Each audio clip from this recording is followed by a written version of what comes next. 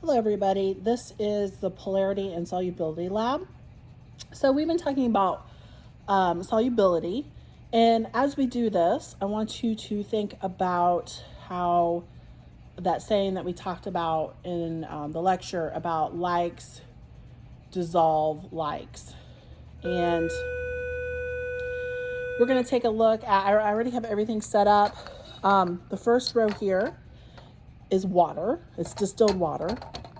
The second row is mineral oil, and I don't know if you can see that. It's a little thicker than the water. And then my third row back is isopropyl alcohol. It's basically rubbing alcohol. And then over here, the only difference is I used, for the second part, I'm going to use vegetable oil instead of mineral oil, just because it's a little better. It's not going to hurt the environment as much as using as much mineral oil.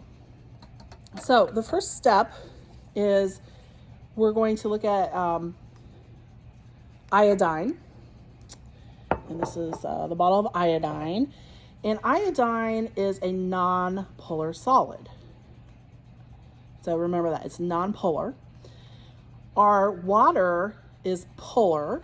So here's our water. And I'm gonna go ahead, I'm gonna add just the tiniest a bit of iodine. And this is a solid iodine, and we're used to iodine, like liquid iodine is we use, like, you know, to for wounds and things like that to so I'm not sure if you can see that or not. So this is solid iodine, and so I'm going to drop that a little bit into the water, which, as I said, is a polar liquid, and the solid is non-polar. Then I'm going to put, this is the mineral oil. I'm going to put a little bit of iodine into the mineral oil. I'm using just a little tiny bit, just like a match head. Maybe. All right. And you can almost see instantly, I'm not sure if you can see it or not, but we're starting to have a color change. And when you think about like iodine that we use for wounds and things like that, it has a little bit of color to it. It has like a purple color. So here is that. We'll let that sit for a minute.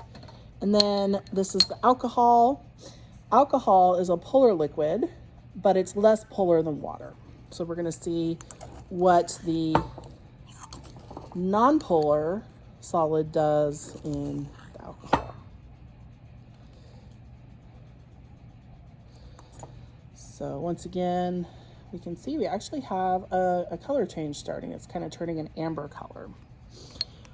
All right, we'll come back to that. Look at those in a minute.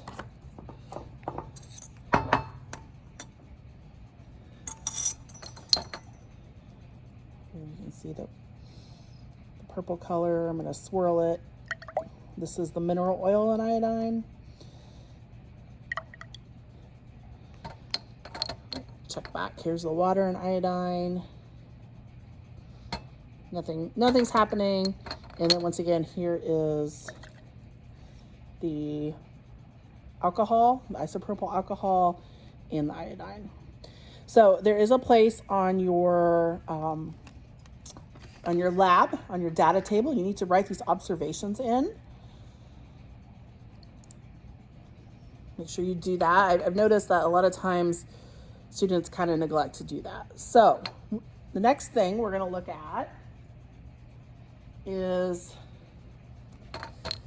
copper 2 chloride. And copper 2 chloride is a polar solid. So let's see what happens. So we have, first of all, our polar water. I'm going to put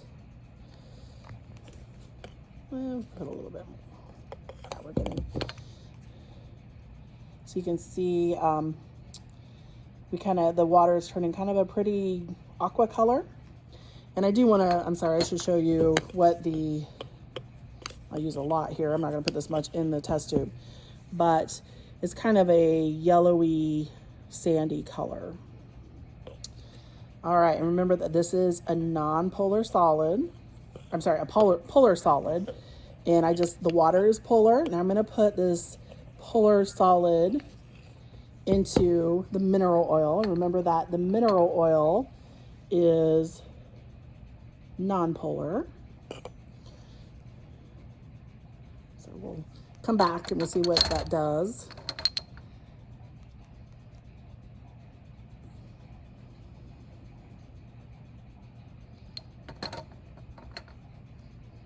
And then finally, this is the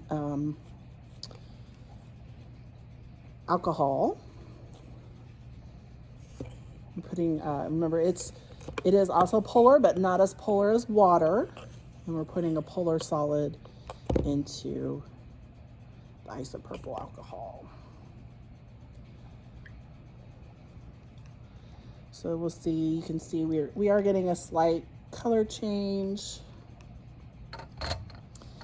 All right, so once again, I'm gonna go through this. This is the water and copper chloride. They're both polar. This is the mineral oil and the copper chloride. Copper chloride is polar, and the mineral oil is non-polar.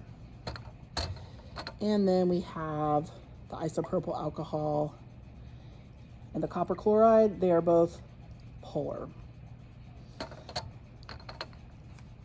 I'm gonna put just a little more copper chloride into the water, see what happens. I put a little more in the alcohol than I did the water, so I want to make sure we have the same amount in both. All right, so that is part one. I'm going to just go through these one more time to make sure you've got your data table filled out.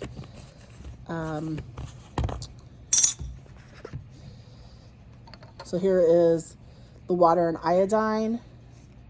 And you can notice the iodine, I don't know if you can see that or not, but the iodine is just basically sitting in the bottom. And there really isn't much change. There may be a little tiny bit that we can hardly see. You can see it's a little slightly browner, but really nothing notable.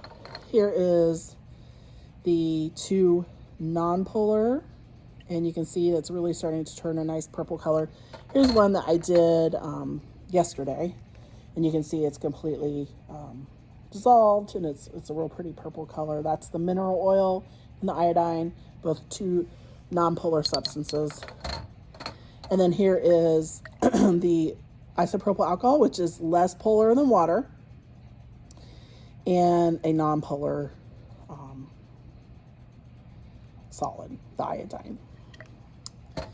Here is our polar copper 2 chloride with our polar water.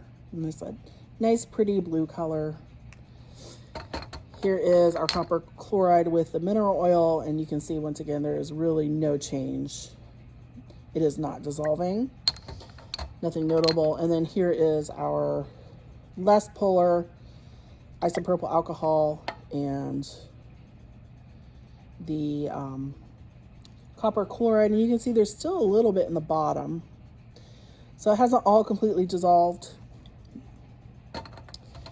And then we're going to take a look at part 2 now. So I have two test tubes with water. This time, as I said, I wanted to use vegetable oil because I try not to use as much mineral oil. Plus, vegetable oil is a kind of a different color than water and alcohol, so it will be a nice, you could see it. And then I have two test tubes of alcohol. So, in our instructions, we have water and oil first.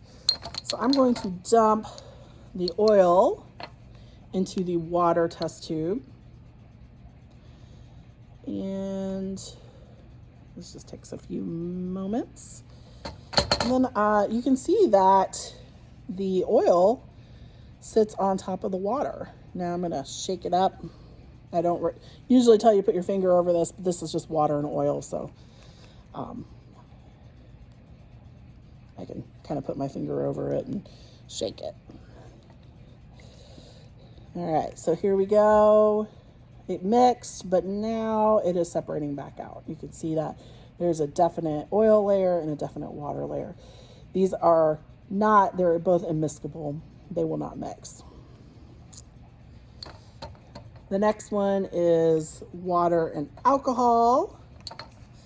So these are going to be a little harder to see because they're the same color, especially on video. So I put the alcohol in the water. And once again, I'm going to mix these up, shaking them. And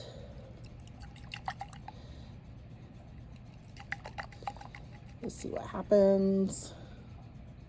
And I know it's really hard for you to tell at home, but they did mix. These two mix. And then finally, I'm going to mix the alcohol and vegetable oil. And I think this time I'll add the alcohol to the vegetable oil. And almost instantly, the alcohol goes to the top of the vegetable oil. So I'm going to mix that up, see what happens. See if the alcohol and the oil will mix. Remember that the alcohol is less polar than water, and the oil is nonpolar. So it's starting to separate out a little bit, but you can also see that you did have a little bit of mixing. So we'll let that sit for a minute.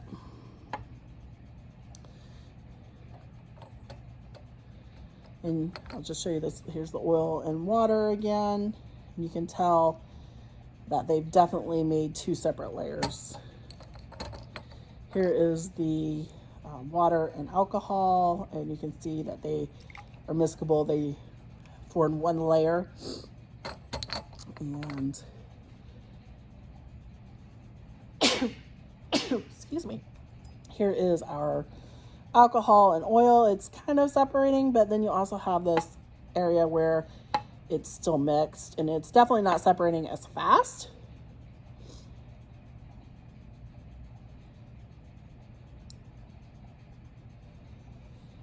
And then I just wanted to show you, we talked about decanting in the lecture. This isn't part of your lab, but I'm going to try to decant the vegetable oil off of the water. And so I'm going to very, very slowly pour the oh, I didn't do a very good job. It didn't happen very well. But if I wanted to decant this, I would pour this very slowly into the other test tube. So unfortunately, I got a little bit of water. Let's see, I'll try again here. I'm going to try at eye level. And I'm sorry you can't really see this. Problem is, this is awkward. There we go. Now I'm decanting the oil off.